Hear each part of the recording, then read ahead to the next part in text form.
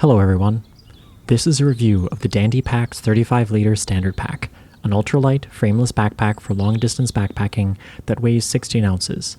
It has 27 liters of internal storage space, and for a variety of reasons has become the pack I reach for most often. This is not a sponsor review. I bought this back in November of 2020 when the best way to get a Dandee pack was getting lucky with a drop on the Ultralight Gear Trade subreddit. They were, and still are, a single-person operation. This introduces an important caveat to my whole review. I bought an early pack. While it looks nearly identical to the ones on Garage Grown Gear, I only assume that Dan has refined and improved upon his production in the past few years. Let's take a tour around the outside. On the front is a large Lycra stretch pocket, useful for holding frequently accessed items. On the side is a single compression cord and an angled water bottle pocket that can hold 2 narrow bottles. Moving to the back, the straps are wide and soft and feature 2 stretch pockets. There are daisy chains running behind each pocket, which makes attaching a camera clip very easy. The sternum strap has a bit of elastic and a clip with an integrated whistle, a feature I love. The other side is identical to the other, featuring another single compression cord and an angled water bottle pocket.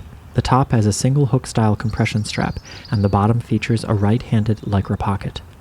Putting on the pack, the width of the shoulder straps becomes obvious. The key to the comfort here is that wide distributed load. As designed, there is no attached hip belt, but we'll get back to that. There's also no load lifters, which is a feature that has debatable value without a frame, but some people prefer. This version has a 19-inch torso, which fits me perfectly. I'm about 6 foot even and 145 pounds, and my measured torso length is 19.5 inches. The large shoulder strap pockets like these are commonly used to hold water bottles, but since I like water bottles in the side pockets, I use these for holding smaller items, like my clip-on sunglasses, a phone, or most importantly, my tiny ZV-1 camera I use on some trips instead of my big camera.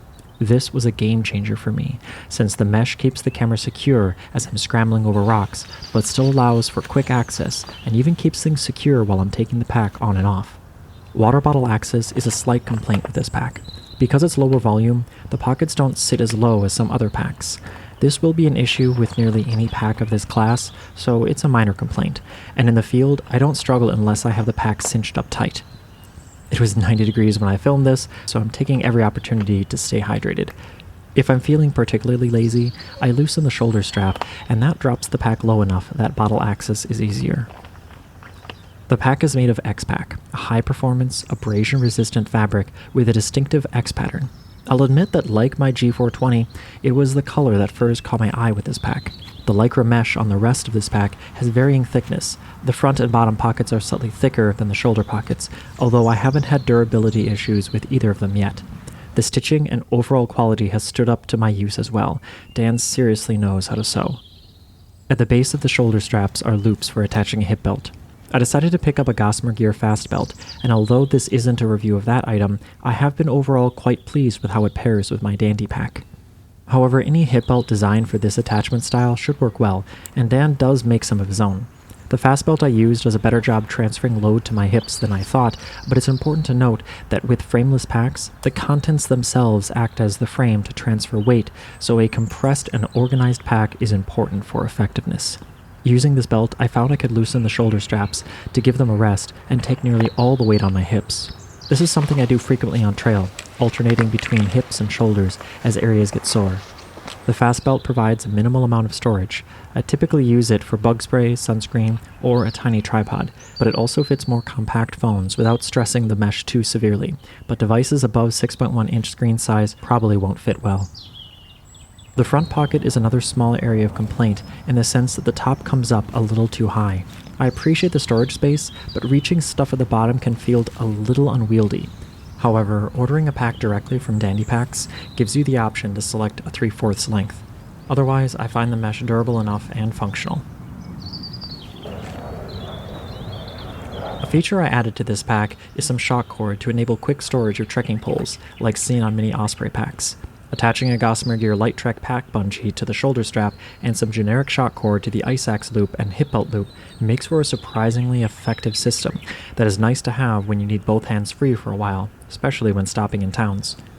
If I do need to store my poles for an extended period, I prefer to use the side pockets and the compression strap, since my poles appear there magically at will, which is very convenient. I really need to hydrate more, it was so hot out. That ice axe loop on the bottom works with a hidden shock cord loop at the top of the front pocket to secure any items. The top of the pack closes with a metal hook that is a welcome alternative to plastic clip buckles. It cinches down satisfyingly, but has an enormous amount of extra length for presumably attaching large items, although note this is not a Y-strap, so stability for bear canisters or other slippery items may be of concern. The bottom of the pack features a crowd favorite design that I personally don't use yet, a stretchy mesh pocket for storing snacks and a small cut corner for stuffing the wrappers back in. I'm personally not experienced with the utility of this, so I won't comment much, but for those who love them, this seems well designed. Also of note on the bottom of the pack are the two small grommets on the water bottle pockets I forgot to highlight earlier that allow for drainage, a welcome feature whenever hiking in the rain. The back also features 4 small tabs that allow for shock cord to be looped through and a sit pad attached, although after trying this out I decided it wasn't my style and prefer to keep my sit pad in the front pocket. The vertical webbing on the shoulder straps is hidden behind the pockets, but allows the sternum strap to be adjusted up and down. It also means attaching a camera clip like my Peak Designs V3 is easy and seamless. The clip holds securely to the webbing, and even when jumping around with a larger camera and lens attached, things felt secure and comfortable. Let's open up the pack. I usually carry my water filter and bag in one pocket, plus a small tripod and a water bottle on the other side. In the front pouch is a sit pad, bathroom kit, and tent stakes. The 27 liters of internal storage is the perfect size for my current kit, starting with an sack of food, followed by a cook pot, ditty bag, rain pants, jacket, sleeping pad, shelter, and finally sleeping insulation and clothes at the bottom in a compression bag. When empty, the Dandee 35 can be rolled up to a relatively compact size. The inside, once empty, is one large space, but because the inside fabric is white, it makes finding things inside much easier than if it were a darker material. On the edge of the roll top collar are 2 snaps, but this isn't a feature I use.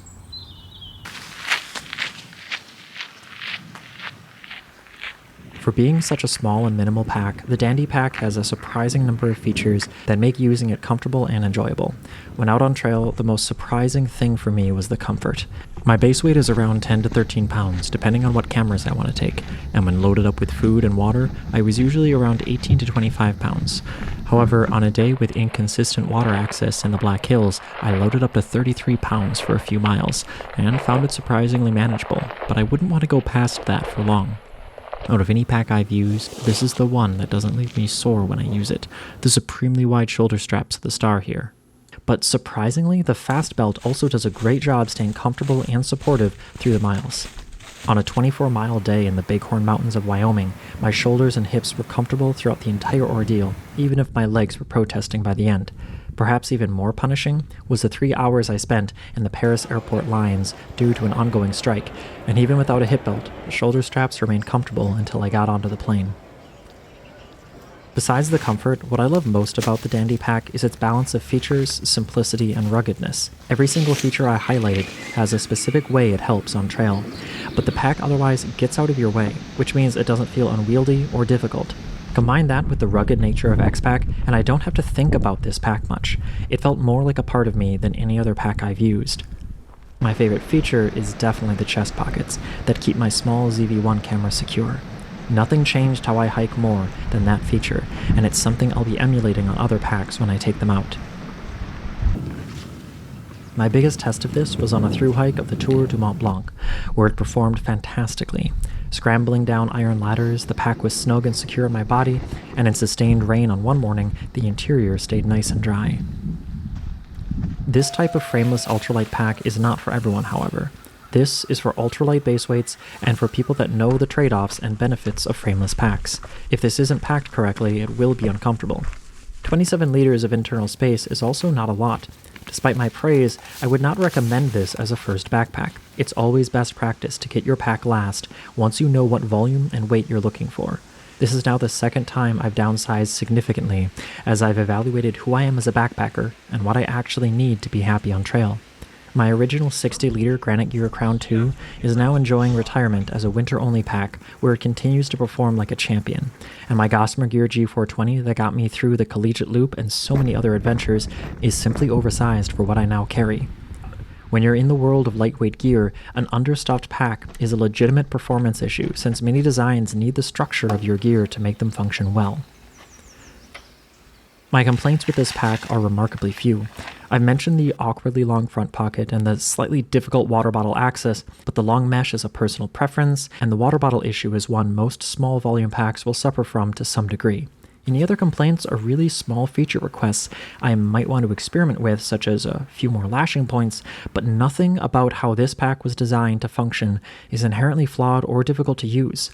And that's exactly what makes it feel so successful. It executes well on what it set out to do. There are a few differences between the pack I own and the ones that can be purchased today. On garage-grown gear, the pockets and shoulder straps aren't X-Pac, and the compression cords and top hook looks different, but it's otherwise remarkably similar. On Dandee Packs' own website, you can customize things nearly as much as you want. I'm pleased to see S-straps offered as an option since users with larger chests often find them more comfortable, and the 3/4 length front pocket option fixes one of my few complaints. It's clear on the main site that this is a one-person operation. Nowhere was this more evident than when I purchased this pack off the Ultralight Gear Trade subreddit, and after asking for advice on how I should sew daisy chain webbing to the shoulder straps, Dan just offered to do it, since he knew consumer machines would struggle, and doing it by hand would be time-consuming, a fact I knew all too well from sewing them onto my G420. It was the simple, genuine offer of help that reminded me I was working with one person who was passionate about what they did. I use those webbing straps for attaching my GoPro securely, and after all these years, I still remember the kindness Dan offered by sewing them professionally. So do I recommend the Dandee Pack? Yes, wholeheartedly. It's a remarkably solid product that should last a long time of use. It's been with me on some of my favorite trails and has solidly earned its place as my go-to backpack for nearly every adventure.